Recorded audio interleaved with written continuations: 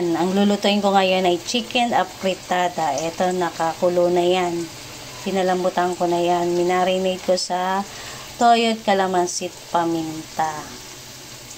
Tapos ito, keso, tomato sauce, red bell pepper, sibuyas, at bawang.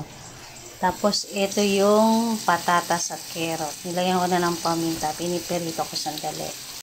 Yan, gisa ko munang mabuti itong mga laman. Tapos, ito, tinanggal ko yung mga taba-taba.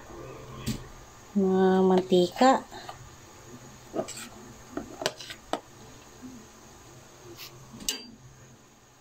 Lagyan na natin to sa kawali.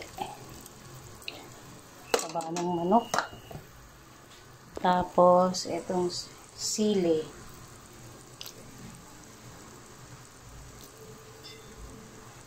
At tomato sauce.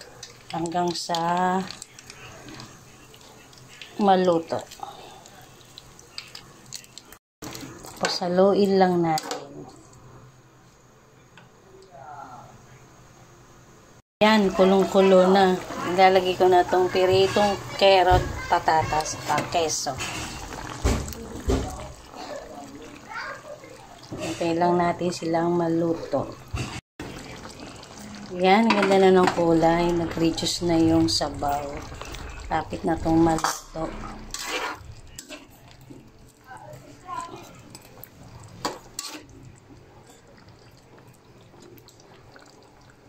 Yan, luto na.